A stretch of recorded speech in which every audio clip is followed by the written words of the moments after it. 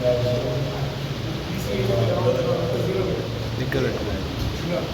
రైతు నాయకుడికి దగ్గర ఈ ప్రెస్ మీట్ ముఖ్య ఉద్దేశం ఏంటంటే రైతుల గురించి ఈ ఎండాకాలంలో రైతులు తరలించే మట్టి నల్లమట్టి శ్రీరామ్ సాగర్ ప్రాజెక్ట్ నుంచి రావడం జరుగుతుంది. దానికి సంబంధించి మేము ఈ ప్రెస్ మీట్ పెట్టడం జరిగింది. రైతులు మన ఆర్మూరు, బాల్కొండ, జక్రాన్పల్లి పరిసరాల ప్రాంతాలు మొత్తం కూడా ఈ టైంలో నల్లమట్టి వాళ్ళ వ్యవసాయ భూములకు తరలించడం జరుగుతుంది. గత 30-35 సంవత్సరాల నుంచి కూడా ఈ నల్లమట్టి అనేది ప్రతి భూసారం పెరగడానికి ప్రత్యేకమైన మనకు పంటలు, ప్రత్యామ్నాయ పంటలు కూడా మన ఏరియాలో పండుతాయని చెప్పి దేశమంతా కూడా ఒక మంచి పేరుంది. దానికి భూసారం పెరగడానికి నల్లమట్టి అనేది మనము రైతులు వాళ్ళ భూములలో వేసుకోవడం జరుగుతుంది. ఈ మధ్యకాలంలో ఒక 15 రోజుల నుంచి మన ఆర్మూర్ ఎమ్మెల్యే గారైనటువంటి రాకేష్ రెడ్డి గారు నల్లమట్టి బ్లాక్ దందా చేస్తుందని చెప్పి చెప్పడం జరుగుతుంది. అసలు బ్లాక్ దందా ఏంటి? నల్లమట్టి ఎన్ని రోజులు జరుగుతుంది? ఓన్లీ వర్షాలు అనేటి లేకపోతే ఈ 2 నెలల్లోనే నల్లమట్టి అనేది రైతు తీసుకుపోయి వాళ్ళ పంటల్లో పోసుకుంటారు. దీనికి ఏమేమి పేరు పెట్టినంటే దీన్ని మొత్తం కూడా మాఫియా అనే పేరు పెట్టడం జరిగింది. మాఫియా దీంట్లో ఏముంటుంది? మాఫియా ఒక రైతు, నేను రైతు బిడ్డనే. నేను గత 2 రోజుల నుంచి, ఇంతకుముందు 10 రోజుల కిందట పోసుకున్న లారీలు వేరే రకంగా ఉండే, ఇప్పుడు వచ్చిన వేరే. నేనే ఒక రైతుగా ఒక 80,000 లాస్ కావడం జరిగింది. ఎందుకంటే ఒక టారాసులో ఇంతకుముందు 17 ట్రాక్టర్ల మట్టి వస్తుండే, సేమ్ రేట్. ఇప్పుడు వచ్చే వరకు వచ్చే 10 ట్రాక్టర్ల మట్టి వస్తుంది, సేమ్ రేట్. వాళ్ళని మాఫియా అంటున్నారు తెచ్చే వాళ్ళని. అసలు శ్రీరామ్ సాగర్లో పూడిక తీయడం వల్ల రైతులకు లాభమా నష్టమా? రైతులు అనేటువంటి పూడిక తీస్తే రైతుకు లాభం. దాంతోపాటు వ్యవసాయం వర్షాలు పడితే శ్రీరామ్ సాగర్ ప్రాజెక్టులో బాగా లోతైతుంది కాబట్టి వాటర్ కూడా దాంట్లో ఎక్కువ నిండుతుంది. ప్రభుత్వం చేసే పనులు ఇప్పుడు రైతులుగా అక్కడ మిషన్లు పెట్టుకొని, దాంతోపాటు అక్కడ ఉన్న వాళ్ళు ఇప్పుడు టిప్పర్లు వాళ్ళు ఏమవుతుందండి, వాళ్ళు మాఫియాలా? టిప్పర్ లేని వాళ్ళు కూడా నెల 30,000-40,000 కట్టుకోవాలి, ఈఎంఐలు కట్టుకోవాలి. వాళ్ళు తెచ్చి మాకు వస్తే 3-4 మిగులుతాయచ్చు వాళ్ళకు. అంటే ప్రతి దందాలు ఎవరికి మిగిలాయండి? అంటే మేము రైతులు ఎందుకు బాధపడుతున్నామంటే మాఫియా అనే మాట ఎమ్మెల్యే గారు విత్డ్రా చేసుకోవాలి. ఎందుకంటే రైతులు ఇప్పుడు మీరు అంటున్నారు ఇటుక బట్టీలో పోతా అంటున్నారు. ఇటుక బట్టల దగ్గర మీరు పెట్టి స్కాట్ పెట్టండి. ఇలా అంటే 100 ఇటుక బట్టలు ఉంటాయచ్చు మొత్తం ఓవరాల్గా. మండలం నుంచి పంపించేసి ఎంఆర్ఓ గారితో మీరు పోయి అక్కడ పోయి స్కాట్ ఎక్కడ మట్టి తెచ్చింది, ఎవరు తెచ్చిరు, మీరు ఎక్కడి నుంచి అయితే ఏమన్నా ప్రభుత్వ రాయితీలు కట్టకపోతే వాళ్ళ మీద పడండి, తప్పులేదు. మేము మే లాస్ట్ వరకు మాకు వర్షాలు పడకపోతేనే ఈ నల్లమట్టి అనేది రైతులకు ఉపయోగపడుతుంది. ఆర్మూరు, బాల్కొండ, జక్రాన్పల్లి పరిసరాల ప్రాంతాల్లో చాలా రైతులందరూ కూడా ఆవేదన వ్యక్తం చేస్తున్నారు. దయచేసి రాకేష్ రెడ్డి గారికి ఒకటే చెప్తున్నాము, మీరు ఏదైనా ఉంటే వడ్లు ఇప్పుడు రోడ్ల మీద పోస్తున్నారు, 10 రోజులకు ఒక్కటి చనిపోతున్నారు. రైతులు పాపం కల్లాలు లేక బయట పోసుకుంటున్నారు. అట్లాంటి మీ జాతీయ ఉపాధి కింద పెట్టేసి మీరు కల్లాలు ఇప్పియండి.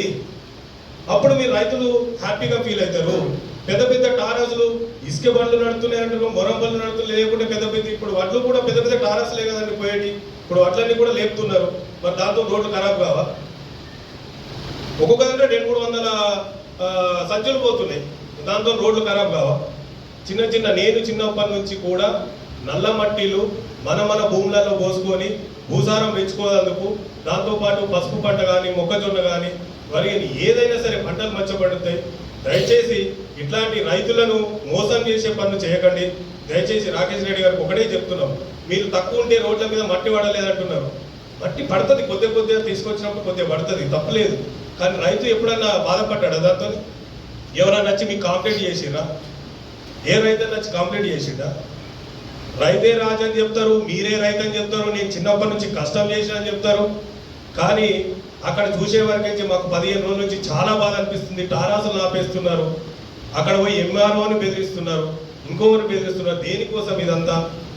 రైతులుగా 2 నెలల దాకా, ఇంకొక నెల రోజుల దాకానే మనకుంటే దయచేసి అందరూ కూడా చాలా బాధపడుతున్నారు. మేము మీకు రిక్వెస్ట్ చేస్తున్నాము, మీరు ఆర్మూర్ అంటేనే రైతాంగం, బాల్కొండ అంటేనే రైతాంగం, నిజామాబాద్ రూరల్ అంటేనే రైతాంగం. అంటే రైతాంగం అంటే ప్రత్యామ్నాయ పంటలు పండిస్తారు. వరి అది కాకుండా పసుపు, మొక్కజొన్న, ఇంకా వెరైటీ టమాటా, మిర్చి, కొత్తిమీర అన్నీ పండిస్తూ ఉంటారు. కాబట్టి దయచేసి రాష్ట్రంలోనే మంచి పేరున్న మన దగ్గర శ్రీరామ్ సాగర్కి ఇచ్చి మీరు పూడిక తీయమని ఎక్కువ ఎంకరేజ్ చేయండి. పూడిక తీయమని చెప్పేసి మీరు అక్కడ పోయి రాష్ట్ర ప్రభుత్వంలో కానీ కేంద్ర ప్రభుత్వంలో కానీ మీరు పూడిక శ్రీరామ్ సాగర్లో ఎంత పూడిక ఉందండి, ఇప్పుడు ఎంత తీసినా కూడా పూడిక తీసేంత ఇప్పుడు తీస్తే తగ్గుతుంది. ఎప్పుడైతే దానికి ప్రణాళికాబద్ధంలో పెట్టి చెరువులకించి తీసేది నల్ల మట్టి అనేది శ్రీరామ్ సాగర్లో అది చాలా మాకు పసుపు పంట కానీ చాలా బలంగా ఉంటుంది. కాబట్టి రాకేష్ రెడ్డి గారు మరోసారి చెప్తున్నాము, ఇట్లాంటి పనులు ఆపకండి. ఎందుకంటే మా రైతుల పొట్టగొట్టక, ఎందుకంటే ఇప్పటిదాకా పండించిన పంటది ఒక టారాస్కి ఎంత అవుతుంది, 22,000 రూపాయలు 20,000 తీసుకుంటున్నారు. తక్కువ చేసినా కూడా మీరు మట్టి తక్కువ చేసినా కూడా మళ్ళీ అదే 20,000 తీసుకుంటున్నారు. మరి మీరు రైతుకి ఏం లాభం చేసినట్టు? రైతుకి ఎలాంటి లాభం చేసిర్రు? కంపల్సరీగా దీన్ని మేము ఉద్యమిస్తాం.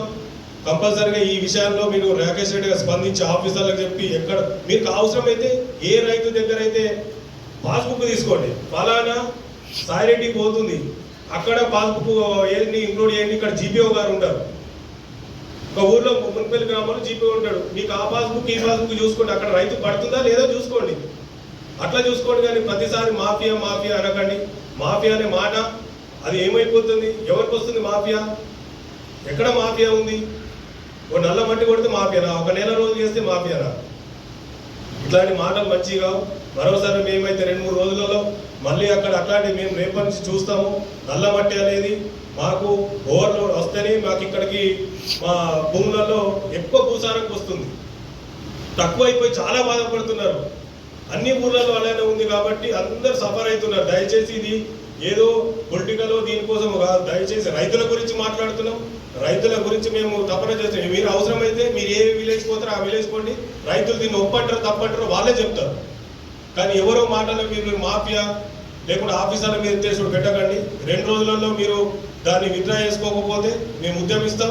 కంపల్సరీగా రైతులందరితో పాటు ధర్నా కూడా చేయడానికి సిద్ధంగా ఉంటాం.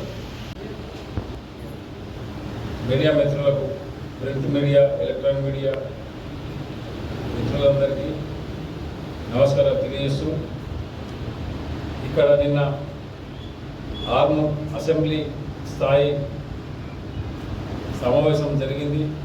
ఆ సమావేశంలో మేము లేవనెత్తిన అంశాలు, మట్టి అనే ఒక అంశం తీసుకున్నాక ఆ మట్టిని ఇంతకుముందు గత 30 సంవత్సరాలుగా ఏ విధంగా వాడుకుంటున్నామో ఆ విధంగా తీసుకునే చర్యలలో భాగంగా మన ఎమ్మెల్యే రాకేష్ రెడ్డి గారు ఈ ఓవర్లోడ్తో తీసుకెళ్ళద్దు, రోడ్లు ఖరాబ్ అవుతాయి, రోడ్లు రావడం వల్ల ఇది మాఫియా నడుస్తుంది, జిల్లాలకు దాటి సరిహద్దు దాటుతుంది, ఇది పెద్ద రాత్రి కోటీశ్వర్లు కావాలని ఒక కొంతమంది కుట్రలు నడుపుతున్నాయి, అమాయకమైన రైతులు మోసపోతున్నారని ఒక మాట మాట్లాడారు.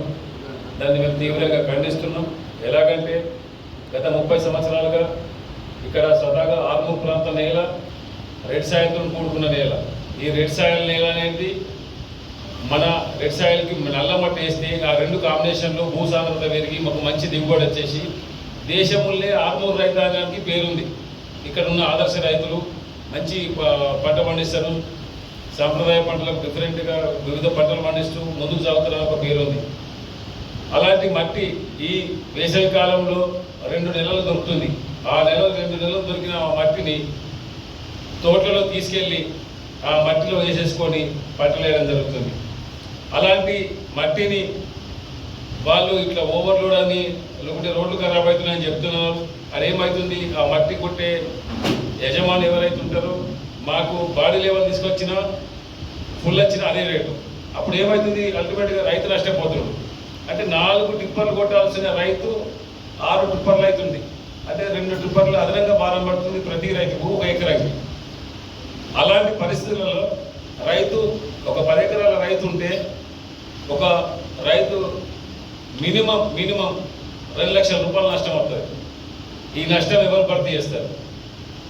30 సంవత్సరాల మాఫియా అమాయకమైన రైతులు అంటున్నాడు. అమాయకమైన రైతులు అంటున్నాడు, నోరుతో మెచ్చుకుంటూ నొసతో ఎక్కిరించే మాటలు మాట్లాడుతున్నాడు.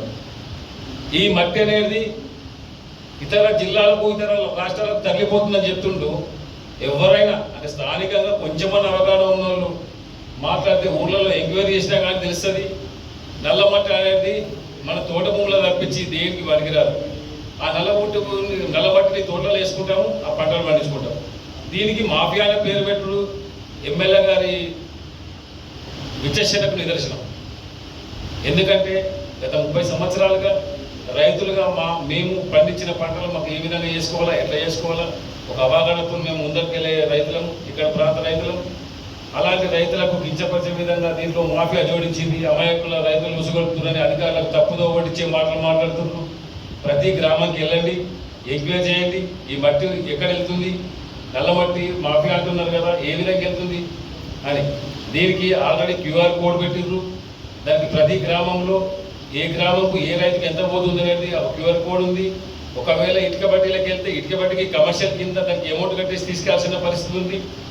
ఇంకేమన్నా ఉంటే సంబంధిత శాఖలు ఉన్నాయి, దానికి తనిఖీలు నిర్వహించి అట్లాంటి అరిగట్టాల. కానీ ఆ పేరు చెప్పి మాఫియా పేరు చెప్పి రైతులకు మట్టి రాకుండా చూసే కుట్రలు జరుగుతున్నాయని ఈ సందర్భంగా మీకు తెలియజేస్తున్నాం. అలాంటి చర్యలను మేము తీవ్రంగా ఖండిస్తున్నాం. దయచేసి ఎమ్మెల్యే గారికి ఒకటే వేడుకుంటున్నాం, గత 30 సంవత్సరాలుగా మేము ఈ ప్రాంత రైతులుగా మేము రైతులను చెప్పుకుంటున్నాం. కానీ మీరు క్షేత్రస్థాయిలో వ్యవసాయం చేసింది లేదు, వ్యవసాయం అనుభవించింది లేదు, కష్టపడ్డది లేదు. ప్రతి నాయకుడు రైతులమని చెప్పుకుంటారు, క్షేత్రస్థాయిలో పనిచేసినోడే రైతు నా దృష్టిలో. అలాంటి రైతుని కించపరిచే విధంగా వ్యవహరించకండి. ఈ మట్టి కొట్టుకునే దాంట్లో ఇప్పుడు ఇక్కడ ఆపేస్తే రైతులు తీవ్రంగా నష్టపోతారు. ఒకటే చెప్తున్నాం మేము, ఈ మాఫియా పేరు చెప్పేసి రైతుల నోట్లో మట్టి కొట్టే కార్యక్రమం జరుగుతుంది. కాబట్టి నిన్న సమావేశంలో మాట్లాడిన మాటలకు మేము తీవ్రంగా ఖండిస్తూ దానికి బేషరతుగా ఇప్పుడు రైతులు యథావిధిగా గత 30 సంవత్సరాలుగా ఏ విధంగా కొట్టుకుంటున్నారో ఆ విధంగా అనుమతులు ఇవ్వండి. విచిత్రం ఏంటంటే రోడ్లు ఖరాబ్ అవుతున్నాయని చెప్తున్నారు. మరి 60 టన్నులు 70 టన్నుల ఇసుక లారేస్తే రోడ్లు ఖరాబ్ అవుతలేవు. ఏసీ గోదాములకు ఈ గోదాములకు వచ్చే టన్నులకు వచ్చే వెహికల్స్కి రోడ్లు ఖరాబ్ అవుతలేవు. రైతులు మట్టి కొట్టుకుంటే రోడ్లు ఖరాబ్ అవుతాయని ఒక మాట చెప్తున్నారు. ఇది ఎంతవరకు కరెక్ట్ అనేది ఎమ్మెల్యే గారిని సూటిగా ప్రశ్నిస్తున్నాను నేను. దయచేసి నేను చెప్తున్నా, ఏదైతే ఈ ఆలోచన ఉందో దాన్ని విరమించుకోండి. రైతులకు యథావిధిగా గత 30 సంవత్సరాలు ఏ విధంగా నడిచిందో ఆ విధంగా మట్టి కొట్టించే ఏర్పాటు చేయండి. లేకపోతే భవిష్యత్తులో రైతులమంతా ఐక్యంగా కదిలి మేము ధర్నాకు దిగే పరిస్థితి రానియకండి. ఎందుకంటే మున్ముందు ఇక్కడ మా సమస్య మా కడుపులో ఉంది కాబట్టి మాట్లాడుతున్నాం. రైతుల ఆవేదన అర్థం చేసుకోండి. ఇక్కడ ఆర్మూరు ప్రాంత రైతాంగం అంటేనే ఉద్యమాలకి పోరాటాలకి పురిటి గడ్డ ఆర్మూరు రైతాంగం.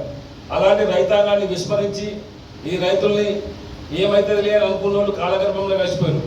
అలాంటి పరిస్థితి రానియకుండా మీరు చూస్తారని ఇది బేషరతుగా వెంటనే ఈ మాఫియా మట్టి అనే పదాన్ని ఉపసంహరించుకోవాలని ఈ సందర్భంగా మేము డిమాండ్ చేస్తున్నాం. మీడియా సోదరులందరికీ నమస్కారం.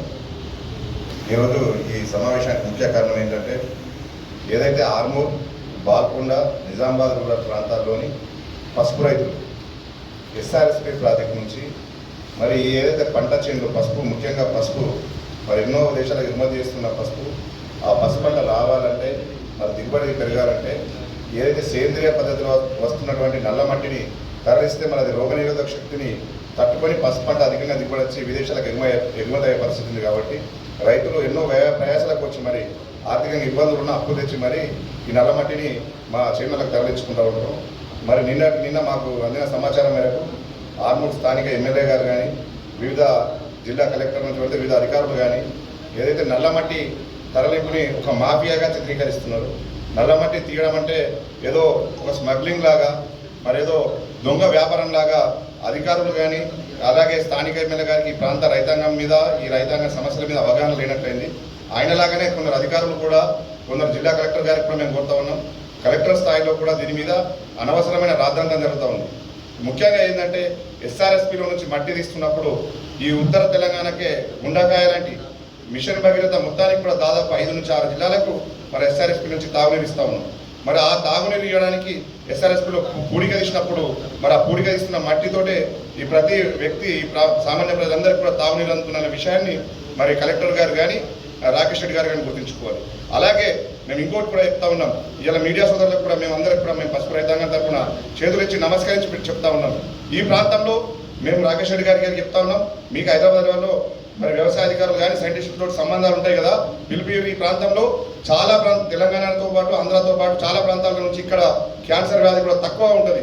ఎందుకంటే పూర్తి సేంద్రియ పద్ధతిలో అంకాపూర్ లాంటి ఆదర్శ గ్రామంలో మరి నల్ల మట్టిని తీసుకొచ్చి కూరగాయలు పండిస్తే మనందరం తింటున్న భోజనం కూడా సేంద్రియ పద్ధతిలో వస్తుందనే విషయాన్ని మనందరం కూడా కృతజ్ఞతా భావంతో రైతుకు సహకరించాల్సింది పోయి మరి ఎమ్మెల్యే గారు కానీ ప్రభుత్వ అధికారులు కానీ రైతాంగాన్ని అక్కడ తీస్తున్న మట్టిని ఇబ్బంది పెడతా ఉన్నారు. మేము రైతాంగం తరఫున డిమాండ్ చేస్తూ ఉన్నాం, మీరు ఎమ్మెల్యే గారు మీరు హైదరాబాద్లో అసెంబ్లీలో ముఖ్యమంత్రి గారిని కలిసే టైం మీకు ఇస్తారు, మాకు టైం ఇయ్యరు, రైతులకు టైం ముఖ్యమంత్రి గారు ఇయ్యరు, మంత్రులు ఇయ్యరు, మీకు ఇస్తారు.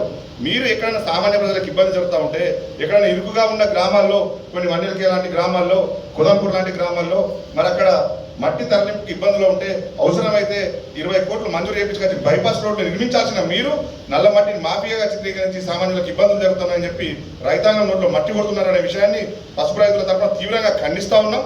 రాబోయే రోజుల్లో మీరు పసుపు రైతులకు క్షమాపణ ఇవ్వాల్సి ఉంటుంది. లేదనుకుంటే కూడా మీరు నేను చెప్తా ఉన్నాం, మీ కూతురు ఆర్మూర్ అంకాపూర్ పసుపు స్పైస్ బోర్డ్ అని వ్యాపారం చేసుకుంటుంటే మీరు పసుపు రైతుల నోట్లో మీరు మరి అంకాపూర్ లాంటి ఆదర్శ గ్రామం లాంటి రైతుల నోట్లో మట్టి కొట్టే ప్రక్రియ ఇది. ఎందుకంటే మేము 10,000కి వచ్చిన టిప్పరు ఇలా మాకు ఒక టిప్పర్ల దాదాపు సగం మట్టేస్తూ ఉన్నది. దీన్ని అలసుగా చేసుకుని వ్యాపారులు కూడా ఏం చెప్తా ఉన్నారంటే మాకు అధికారులు వేధిస్తున్నారు, మాకు ఎమ్మెల్యేలు వేధిస్తూ ఉన్నారు, మరి మాకు మేము సగమే తీసుకొస్తామని చెప్పి లోడ్ తక్కువ వేసుకొచ్చి రైతాంగాన్ని తీవ్ర అన్యాయం చేస్తూ ఉన్నారు.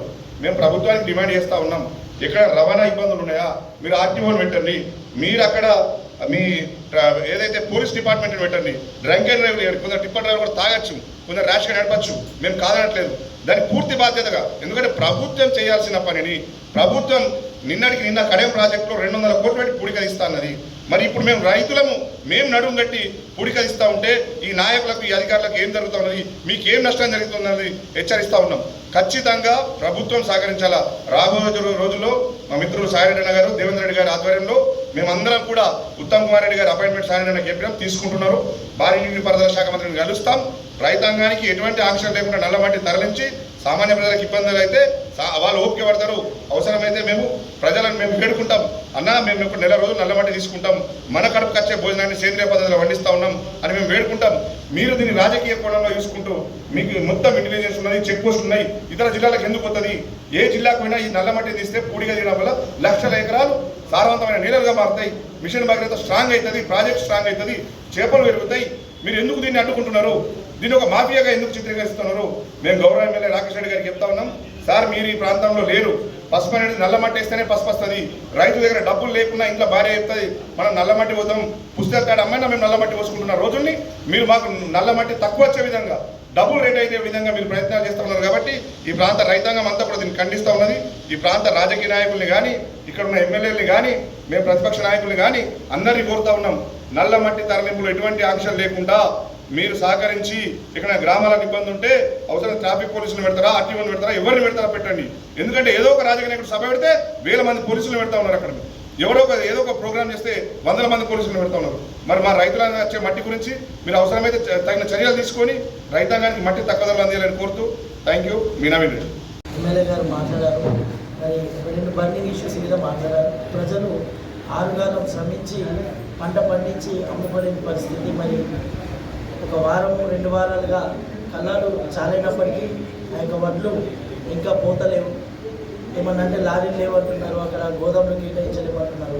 మరి ముఖ్యంగా రైతులకు ఖచ్చితంగా న్యాయం చేయవలసిందిగా మరి విజ్ఞప్తి చేస్తున్నాం. ఇక్కడ ప్రాంత అభివృద్ధిని ఆకాంక్షించే సర్పంచులుగా రైతుకు ఖచ్చితంగా న్యాయం చేయాలా, తొందరగా వాళ్ళ. మరి నిన్న రాత్రి చూసుకున్నట్లయితే గాలివాన, మరి భగవంతుడి దయ వల్ల నిన్న వాన ఆగిపోయింది కాబట్టి పెద్ద ప్రమాదం తప్పింది, లేదంటే ఈరోజు రైతులందరూ బాధపడేవాళ్ళు. మరి ఆ ప్రమాదం జరగకముందే తొందరగా ఆ యొక్క గోదాములు కేటాయించి లారీలు కేటాయించి తొందరగా ఆ యొక్క బండ్లను కొనాలని విజ్ఞప్తి చేస్తున్నాం. రెండో విషయం ఏంటంటే బర్నింగ్ ఇష్యూగా ఆ యొక్క నల్ల మట్టిని ఇతర జిల్లాలకు తరలిస్తున్నారు, ఇతర జిల్లాలకు తీసుకుపోతున్నారు అంటున్నారు.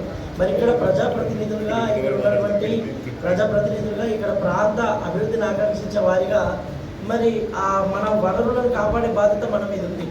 మరి అట్లా పోతున్నప్పుడు అధికారులు కూడా అక్కడనే ఉన్నారు. మరి ఇంకొక జిల్లాలకు వేరే జిల్లాలకు తరలిపోతుందని చెప్పడం ఎంతవరకు కరెక్ట్ అని చెప్పేసి అంటే మాకైతే అర్థం కాలేదు. ఆ విషయాన్ని కూడా మీ అందరి దృష్టికి తీసుకొస్తున్నాం. అదేవిధంగా ఆ యొక్క నల్ల మట్టి రైతులకు ఏ విధంగా లాభం చేకూరుస్తుందో దాని ప్రకారము మరి ఆ యొక్క ధరలు తగ్గించి ప్రతి రైతుకు లాభం చేకూరే విధంగా అందుబాటులో ఉంచాలని చెప్పేసి కోరుతున్నాం.